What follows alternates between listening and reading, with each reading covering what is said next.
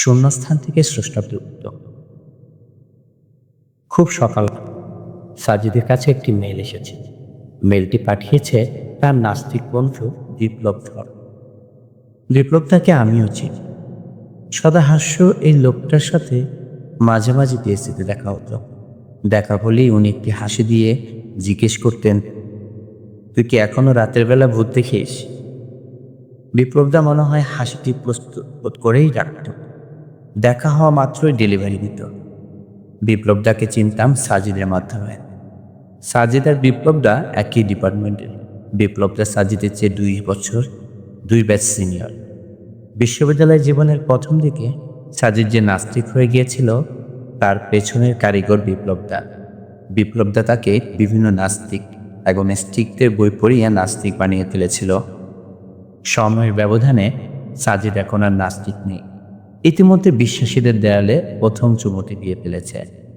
আমি ক্লাস শেষ করে রুমে ঢুকিয়ে দেখলাম সাজিদ বরাবরের মতোই কম্পিউটারের সামনে বসে আছে, কি যেন লিখছে। আমাকে দেখা মাত্রই বলল, তোর দাওয়াত আছে। কোথায়? আমি জিজ্ঞাসা করলাম। সাজিদ বলল, বিপ্লবদা দেখা করতে বলেছে। আমার সাথে ওনার কোনো লেনদেন নেই। আমাকে এভাবে দেখা করতে বলা হেতু কি বুঝলাম না। সাজিদ বলল, ঘাবড়ে গেলি নাকি? তোকে একা না, সাথে আমাকেও ডেকেছেন। এই বলে সাজিদ বিপ্লবদার মেলটি ওপেন করে দেখল। মেলটি হুবহু এরকম। সাজিদ, আমি তোমাকে একজন প্রগতিশীল উদারমন সম্পন্ন মুক্ত মনা ভাবতাম।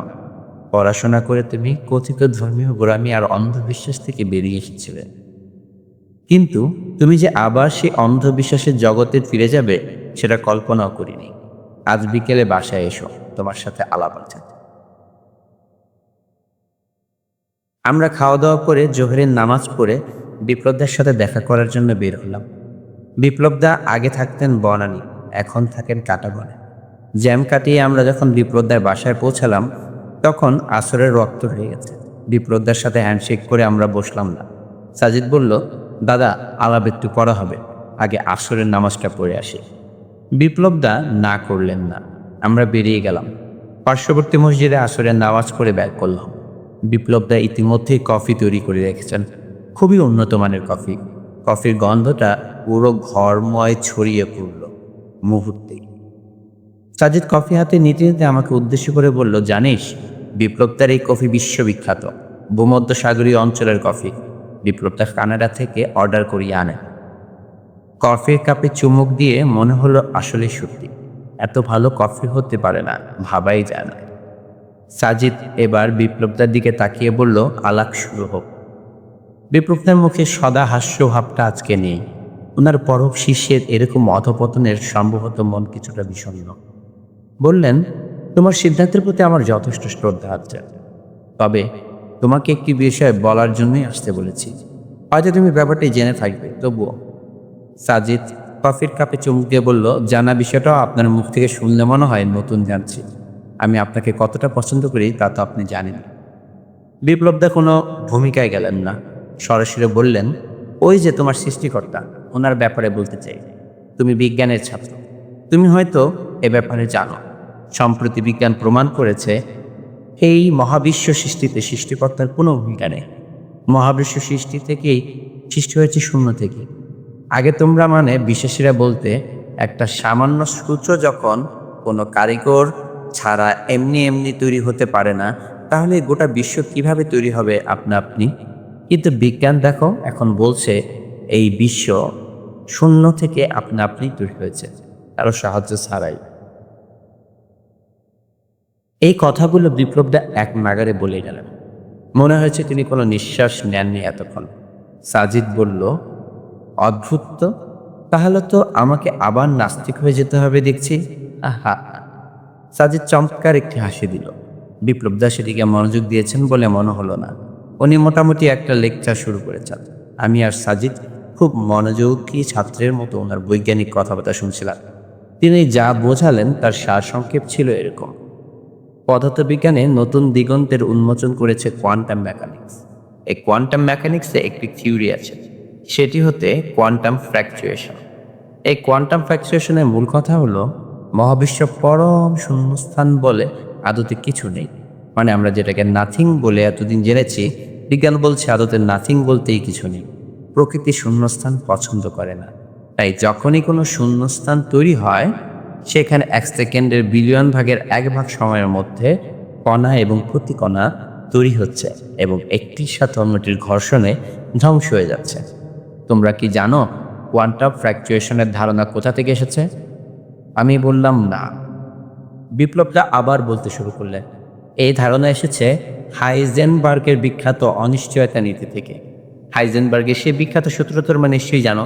সাজিদ বলল, হ্যাঁ, হাইজেনবার্গ বলেছেন আমরা কখনো একটি কণার অবস্থান এবং ভরবেগের সঠিক পরিমাণ একসাথে অ্যাকুরেটলি জানতে পারবো না। যদি অবস্থান সঠিকভাবে জানতে পারি, তাহলে এর ভরবেগের মধ্যে গলদ থাকবে। আবার যদি ভরবেগ সঠিকভাবে জানতে পারি, তাহলে এর অবস্থানের মধ্যে গলদ থাকবে। দুটো একই সাথে সঠিকভাবে জানা কখনই সম্ভব না।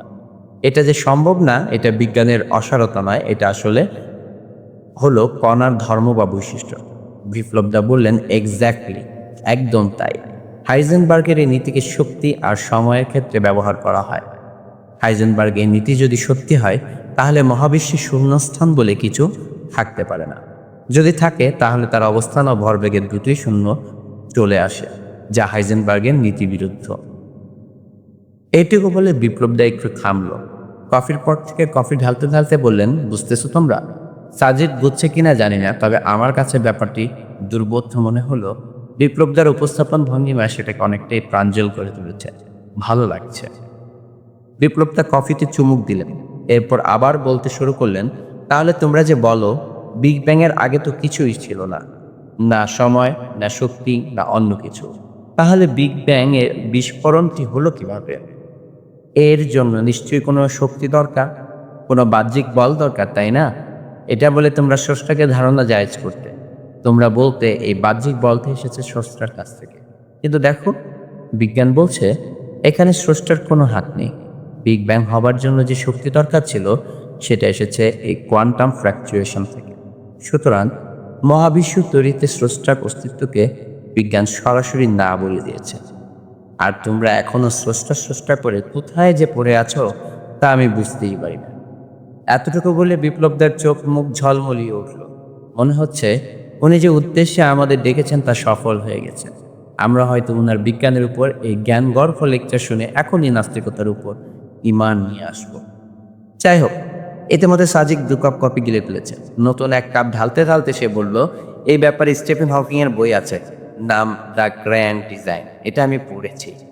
সাজিদের কথা শুনে বিপ্লবদাকে খুব খুশি মনে হলো। তিনি বললেন, বাহ, তুমি তাহলে পড়াশোনা স্টপ করনি। বেশ বেশ, পড়াশোনা করবে, বেশি বেশি করবে। যত বলবে তত দৃষ্টিভঙ্গির প্রসারতা বাড়বে। সাজিদ হাসলো। হেসে সে বলল, কিন্তু দাদা, এ ব্যাপারে আমার কনফিউশন আছে। কোন ব্যাপারে? বিপ্লবদের প্রশ্ন। স্টিফেন হকিং আর লিওনার্ড স্লোদিনোর বই দ্য গ্র্যান্ড ডিজাইনের ব্যাপারে। বিপ্লবদা একটু থতমত খেলো মনে হলো। সম্ভবত মনে মনে বলছেন, এই ছেলে দৃষ্টি খোদার উপর খোদাগিরি করছে। তিনি বললেন, ক্লিয়ার কর। সাজিদ বলল, আমি 2 দিক থেকে এটার ব্যাখ্যা করব, বিজ্ঞান ও ধর্ম, যদি অনুমতি দেন। অবশ্যই, বিপ্লবদা বললেন। আমি মুগ্ধ শ্রোতা। গুরু আর প্রাক্তন শিষ্যের তর্ক জমে উঠেছে। সাজিদ বলল, প্রথম কথা হচ্ছে, স্টিফেন হকিং এর এই থিওরিটা এখনো থিওরি, সেটা ফ্যাক্ট না। এই ব্যাপারে প্রথম কথা বলেন বিজ্ঞানী লরেন্স গ্রাউন্স। তিনি এটা নিয়ে একটি বিশাল সাইজের বই লিখেছিলেন। বইটার নাম ছিল এ ইউনিভার্স ফ্রম নাথিং। অনেক পরে এখন স্টিফেন হকিংস এটা নিয়ে ওনার দ্য গ্র্যান্ড ডিজাইন এই কথা বলেছেন। ওনার এই বইটা প্রকাশ হবার পর CNN এর এক সাংবাদিক হকিংকে জিজ্ঞেস করেছিলেন, আপনি কি ঈশ্বরে বিশ্বাস করেন? হকিং বলেছেন, ঈশ্বর থাকলেও থাকতে পারে, তবে মহাবিশ্ব তৈরিতে তার প্রয়োজন নেই। বিপ্লবদা বলল, সেটাই। উনি বুঝালেন যে ঈশ্বর মূলত ধার্মিকের একটি অকার্যকর বিশ্বাস। হকিং কি বুঝিয়েছেন জানি না, কিন্তু হকিং এর ওই বইটি অসম্পূর্ণ, কিছু বিতর্ক আছে। বিপ্লবদা কফির কাপ রাখতে রাখতে বললেন, বিতর্ক মানে? দাঁড়ান বলছি। বিতর্ক মানে উনি কিছু বিষয় বলতে বইতে পরিষ্কার করেননি। যেহেতু এটা বিজ্ঞান মহলে প্রমাণিত সত্য নয়, তাই এটা অনেক বিতর্কিত হয়েছে। ওনার বইতে যে বিতর্কগুলো আছে সেগুলো ধারাবাহিকভাবে বলছি। বিতর্ক নাম্বার 1, হকিং বলেছে শূন্য থেকে কোয়ান্টাম ফ্র্যাকচুয়েশনের মাধ্যমে বস্তুকণা তৈরি হয়েছে এবং সেটা মহাকর্ষ বলের মাধ্যমে নিউট্রালাইজ হয়েছে। এখানে শূন্য হলো শূন্য বলতে হকিং কি একদম নাথিং এ বুঝিয়েছেন নাকি কোয়ান্টাম ভ্যাকুয়াম মানে বস্তুর অনুপস্থিতিকে বুঝিয়েছেন সেটা পরিষ্কার করেনি। হকিং বলেছেন শূন্যস্থানে বস্তু কণার মাঝে কোয়ান্টাম ফ্লাকচুয়েশন হতে হলে সেখানে মহাকর্ষ বল প্রয়োজন, কিন্তু ওই শূন্যস্থানে যখন সময় আর স্থান তৈরি হয়নি, ঠিক কোথা থেকে এবং কিভাবে মহাকর্ষ বল হলো তার কোনো ব্যাখ্যা হকিং দেননি। বিতর্ক নাম্বার 2, তার বইতে বলেছেন মহাবিশ্ব তৈরি হয়েছে একদম শূন্য থেকে কোয়ান্টাম ফ্ল্যাকচুয়েশনের মাধ্যমে। তখন সময় এর আচরণ আজকের সময়ের মতো ছিল না, তখন সময়ের আচরণ ছিল স্থান এর মতো, কারণ এই ফ্ল্যাকচুয়েশন হওয়ার জন্য প্রাথমিকভাবে সময়ের দরকার ছিল না, স্থানের দরকার ছিল। কিন্তু হকিং তার বইতে এই কথা বলেননি যে সময় মহাবিশ্বের একদম শুরুতে স্থানের মতো আচরণ করেছে, সেই সময় পরে ঠিক কবে আর কখন থেকে আবার টাইমের মতো আচরণ করা শুরু করলো এবং কেন করলো। আমি বিপ্লবদের মুখের দিকে তাকালাম, তার চেহারা উৎফুল্লতা ভাবটা চলে গেছে। সাজিদ বলেই যাচ্ছে। বিতর্ক নাম্বার 3, পদার্থবিদ্যার যে সূত্র মেনে কোয়ান্টাম ফ্ল্যাকচুয়েশন হয়ে মহাবিশ্ব তৈরি হলো, তখন শূন্যাবস্থায় পদার্থবিদ্যার এই সূত্রগুলো বলবৎ থাকে কি করে, এটার ব্যাখ্যা দেননি হকিং। বিতর্ক নাম্বার 4, আপনি বলেছেন প্রকৃতি শূন্যস্থান পছন্দ করে না, তাই শূন্যস্থান পূরণ করতে আপনি কোয়ান্টাম ফ্ল্যাকচুয়েশন হয়ে মহাবিশ্ব তৈরি হয়েছে। আমার প্রশ্ন হলো, যেখানে আপনি শূন্যস্থান নিয়ে কথা বলছেন, যখন সময় ছিল না স্থান, তখন আপনি প্রকৃতি কোথায় পেলেন? সাজিদ হকিং এর বইয়ে 5 নম্বর বিতর্কের কথা বলতে যাচ্ছিল, তাকে থামিয়ে দিয়ে বিপ্লবদা বললেন, ওকে বুঝলাম, আমি বলছি না যে এই জিনিসগুলো একেবারে সত্যি, এটা নিয়ে তর্ক বিতর্ক হবে, আলোচনা সমালোচনা হবে, আরও পরীক্ষা নিরীক্ষা হবে, তারপর ডিসাইড হবে যে এটা ঠিক কি না ভুল। সাজিদের কাছে বিপ্লবদার এরকম মৌনও পড়া যায় আমাকে খুব তৃপ্তি দিল। মনে মনে বললাম, yes Sajid, you can. Sajid বলল, হ্যাঁ, সে পরীক্ষা চলতে থাকুক, যদি কোনোদিন এই থিওরি সত্যিও হয়ে যায় তাহলে আমাকে ডাক দিয়েন না দাদা, কারণ আমি কোরআন দিয়ে এটা প্রমাণ করে দিতে পারবো। সাজিদের এই কথা শুনে আমার হিচকি উঠে গেল। কি বলে, এতক্ষণ যেটাকে গলতপূর্ণ বুঝছে সেটাকে আবার কোরআন দিয়ে প্রমাণ করবে কিভাবে সম্ভব? বিপ্লবদা বুঝলো না। তিনি জিজ্ঞাসা করলেন, কিরকম? সাজিদ হাসলো, বলল, শূন্য থেকেই মহাবিশ্ব সৃষ্টির কথা আল কোরআনে বলা আছে দাদা। আমি আরও অবাক হতে থাকলাম, কি বলে এই ছেলে? সে বলল, আমি বলছি না যে কোরআন কোয়ান্টাম ফ্ল্যাকচুয়েশনের কথাই বলেছে। কোরআন যার কাছ থেকে এসেছে তিনি তার সৃষ্টি জগতের সৃষ্টির ব্যাখ্যা দিয়েছেন। এখন সেটা বিগ ব্যাং এলেও পাল্টাবে না, কোয়ান্টাম ফ্ল্যাকচুয়েশন থিওরি এলেও পাল্টাবে না, একই থাকবে। বিপ্লবদা বলল, কোরআনে কি আছে বলে যেন? সাজিদ বলল, সূরা বাকারার 117 নম্বর আয়াতে বলা হয়েছে, যিনি মহাকাশ ও পৃথিবীকে অনস্তিত্ব হতে অস্তিত্বে আনেন। এখানে মূল শব্দ বাদিউ, সেখান থেকেই অস্তিত্ব অনস্তিত্বের ধারণা। এবং যখন তিনি কিছু করবার জন্য সিদ্ধান্ত গ্রহণ করেন, তখন শুধু বলেন হ, আর তা হয়ে যায়। দেখুন, আমি আবারও বলছি, আমি এটা বলছি না যে আল্লাহ তাআলা এখানে কোয়ান্টাম ফ্ল্যাকচুয়েশন কথাই বলেছেন। তিনি তার সৃষ্টির কথা বলেছেন। তিনি অনস্তিত্ব মানে নাথিং থেকে অস্তিত্ব সামথিং এনেছেন। এমন না যে আল্লাহ তার হাত দিয়ে প্রথমে মহাবিশ্ব ছাদ বানালেন, তারপর তাতে চাঁদ, সূর্য, গ্যালাক্সি এগুলো একটা একটা করে বসিয়ে দিয়েছেন। তিনি কেবল নির্দেশ দিয়েছেন। হকিংও একই কথা বলেছেন, কিন্তু তারা বলছে এটা এমনি হয়ে গেছে শূন্য থেকেই। আল্লাহ তাআলা বলছেন, না, এমনি হয়নি, আমি যখন নির্দেশ করেছি হও, তখন তা হয়ে গেল। হকিং ব্যাখ্যা দিতে পারছে না এই কোয়ান্টাম ফ্ল্যাকচুয়েশনের জন্য মহাকর্ষ বল কোথা থেকে এলো, সময় কেন, কিভাবে স্থান হলো, পরে আবার সেটা সময় হলো কিভাবে। কিন্তু আমাদের স্রষ্টা ব্যাখ্যা দিয়েছেন, তিনি বলেছেন হতে, আর তা হয়ে গেছে। ধরুন একজন ম্যাজিশিয়ান ম্যাজিক দেখাচ্ছে। ম্যাজিশিয়ান বসে আছে স্টেজের এক কোনায়, কিন্তু সে তার চোখের ইশারায় ম্যাজিক দেখাচ্ছে। দর্শক দেখছে, খালি টেবিলের উপরে হঠাৎ একটি কবুতর তৈরি হয়ে গেল এবং সেটা উড়েও গেল। দর্শক কি বলবে? এটা কোয়ান্টাম ফ্ল্যাকচুয়েশনের মাধ্যমে হয়ে গেছে? না, বলবে না। এর পেছনে ম্যাজিশিয়ানের কারসাজি আছে। সেই স্টেজের এক কোণা থেকে চোখ দিয়ে ইশারা করেছে বলেই এটা হয়েছে। সৃষ্টির এই সূচনার ব্যাপারটাও এমন, তিনি শুধু বলেছেন হও, আর মহাবিশ্ব আপনা আপনি হয়ে গেল।